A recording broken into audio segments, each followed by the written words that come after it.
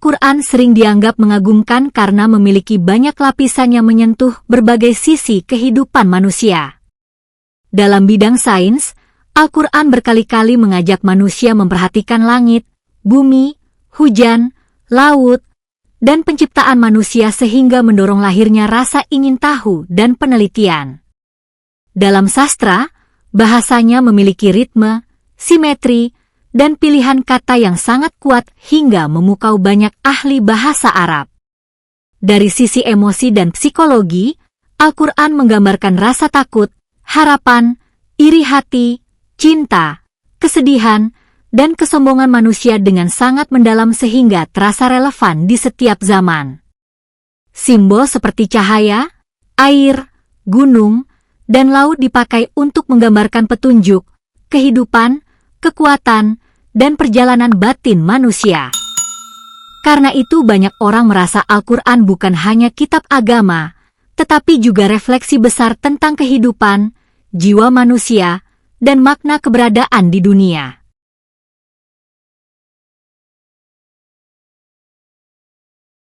Halo semuanya, selamat datang di analisis kita kali ini.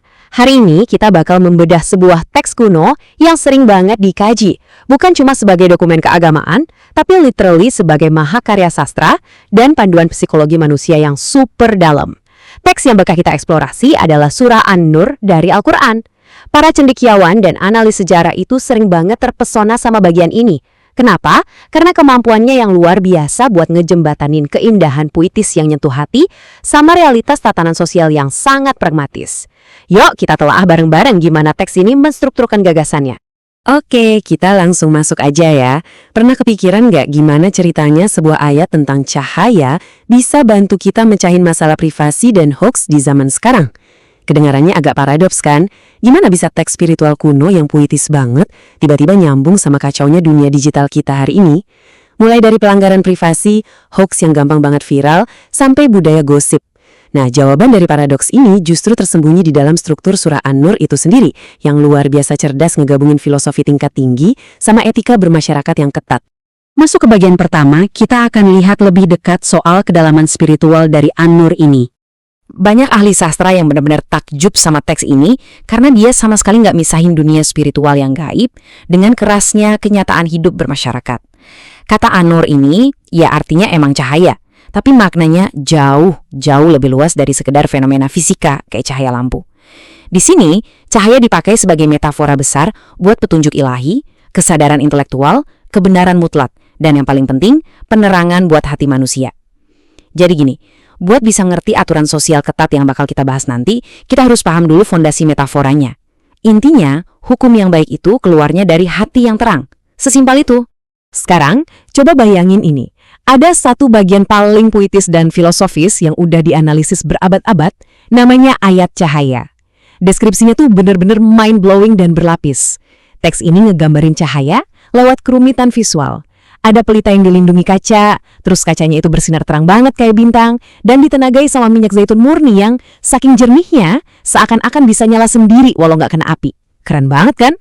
Ini analogi yang benar-benar brilian buat ngejelasin kemurnian iman, ilmu, dan kesadaran spiritual di dalam diri manusia. Nah, ini dia bagian yang menurut saya paling menarik. Setelah kita dibawa terbang tinggi ngerasain keindahan spiritual tadi, boom, narasinya tiba-tiba puter balik, langsung ngebahas realitas sosial yang berpasir dan penuh aturan. Teks ini transisi dadakan dari ngomongin bintang yang bersinar terang, langsung ke aturan ketat soal privasi, larangan gosip, sampai hukuman buat orang yang nyebar fitnah. Dan percaya deh, ini sama sekali bukan kebetulan, melainkan emang sebuah desain literatur yang benar-benar disengaja. Lanjut ke bagian 2, kita bakal bahas gimana realitas spiritual ini harus membumi, apalagi di era digital sekarang. Analisis nunjukin kalau teks ini tuh kayak mau nekenin satu hal penting. Cahaya spiritual itu harus membumi. Spiritualitas sejati itu nggak ada gunanya kalau cuma jadi pengalaman mistis pribadi di dalam kamar. Dia harus tercermin keluar dan ngebentuk tingkah laku masyarakat. Di satu sisi, surah ini ngasih rasa tenang dan lembut banget waktu ngomongin petunjuk Tuhan. Tapi di sisi lain, wah, pas ngomongin kehormatan publik sama perilaku sosial, teks ini benar-benar tegas, nggak ada kompromi sama sekali. Perpaduan yang seimbang inilah yang bikin teksnya terasa sangat realistis. Mari kita bahas salah satu contoh ketegasannya, fitnah, Secara historis, surah ini tuh turun pas lagi ada krisis sosial yang nyata banget, yaitu waktu ada tuduhan atau hoaks besar-besaran yang nggak berdasar terhadap Aisyah binti Abu Bakar, salah satu tokoh sentral di awal sejarah Islam. Gara-gara insiden itu, teks ini langsung ngasih garis keras. Jangan pernah nelan rumor mentah-mentah. Jangan nyebarin informasi kalau nggak ada bukti empirisnya. Dan jangan pernah ngancurin reputasi orang lain. Ngelindungi nama baik individu itu ditempatin sebagai prioritas sosial yang paling tinggi di sini.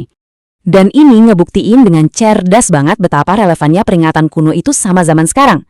Peringatan soal bahaya fitnah tadi, kalau ditarik ke masa kini, itu sama aja kayak bentuk paling ekstrim dari penyebaran hoax di media sosial. Atau kejamnya budaya cancel culture. Terus soal aturan minta izin sebelum masuk rumah. Di era sekarang yang penuh pelanggaran privasi, di mana data pribadi dieksploitasi tiap hari, masalah sosial yang disorot teks ini ribuan tahun yang lalu, ternyata ya secara fundamental masalah yang persis sama dengan yang ngancurin masyarakat digital kita hari ini. Ngomong-ngomong lebih jauh soal privasi, teks ini tuh maju banget pada zamannya. Dia netapin aturan ketat buat selalu minta izin sebelum masuk rumah orang, negesin kalau keluarga itu punya hak absolut atas ruang personal mereka. Coba deh bayangin konsep ini di dunia kita sekarang. Dunia yang dipenuhi kamera pinter, orang pada sibuk vlogging, dan gampangnya oversharing segalanya di medsos. Batasan-batasan awal soal ruang personal dan rasa hormat terhadap rumah orang lain ini rasanya jadi pedoman yang benar-benar kita butuhin buat ngatur ulang privasi kita. Teks ini juga ngebahas soal regulasi diri. Dan yang bikin para analis tertarik banget, teks ini tuh nolak buat nyalahin satu kelompok demografi aja. Tanggung jawab moral diletakkan setara di pundak laki-laki dan perempuan. Dua-duanya secara jelas disuruh buat nudukin pandangan dan jaga batasan kesopanan. Ini nunjukin pemahaman psikologis yang dalam banget ya. Harmoni sosial itu gak bakal kejadian dengan cara neken satu pihak aja, melainkan butuh penguasaan diri dan hawa nafsu dari setiap individu di masyarakat. Terus, kenapa penguasaan pandangan itu penting banget? Karena teks ini memetakan sebuah reaksi berantai psikologis. Kerusakan sosial itu nggak terjadi instan. Semuanya bermula dari stimulus visual, yaitu pandangan yang kita izinin masuk. Dari mata, hal itu meresap jadi pikiran. Kalau nggak dijaga, pikiran ini ujung-ujungnya bakal berubah jadi tindakan atau pelanggaran moral. Dan bayangin pas tindakan individu-individu ini terakumulasi, hal itu bakal merusak kesehatan moral masyarakat secara keseluruhan. Makanya, nyetop masalah langsung dari akarnya, yaitu pandangan, adalah strategi pencegahan yang super sistematis. Oke, mari kita beralih dan lihat gimana semua ini kebangun jadi sebuah cetak biru yang utuh. Surah ini awalnya mungkin kelihatan ngebahas banyak hal yang acak, mulai dari hukum, gosip, tata krama, sampai metafora cahaya.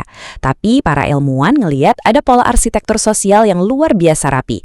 Semuanya terjalin rapat. Aturan sosial dan adab privat itu ngebentuk semacam struktur pelindungnya. Nah, cahaya spiritual itu jadi inti mesinnya, yang pada akhirnya memproduksi sebuah masyarakat dengan moral yang tinggi dan sehat. Ini bawa kita ke kesimpulan utama dari teks ini. Secara objektif, inti dari kerangka filosofis surah An-Nur bisa diringkas dalam satu pemikiran. Cahaya spiritual dan moral sosial itu nggak bisa dipisahkan. Tubuh yang sehat di luar, itu bermula dari jiwa yang bersih di dalam. Ya logikanya, masyarakat nggak bakal pernah bisa matuhin aturan soal ngehargain privasi orang atau nahan diri dari nyebar gosip kalau hati orang-orang di dalamnya masih ada dalam kegelapan tanpa panduan moral. Sebagai penutup analisis kita kali ini, teks ini ninggalin kita sama sebuah refleksi yang sangat mendalam soal kondisi manusia. Sebuah masyarakat digital modern yang sehat, yang bebas fitnah, menghargai privasi dan menjaga kehormatan, itu mutlak butuh individu-individu dengan kompas internal yang murni. Dan kompas itu butuh navigasi. Jadi pertanyaannya buat kamu hari ini, di tengah lautan hoaks, kebisingan media sosial, dan era digital yang serba cepat ini, dari mana kamu ambil petunjuk moral kamu? Di mana kamu nemuin cahaya kamu? Terima kasih banyak udah bergabung di eksplorasi kita hari ini. Sampai jumpa di analisis berikutnya.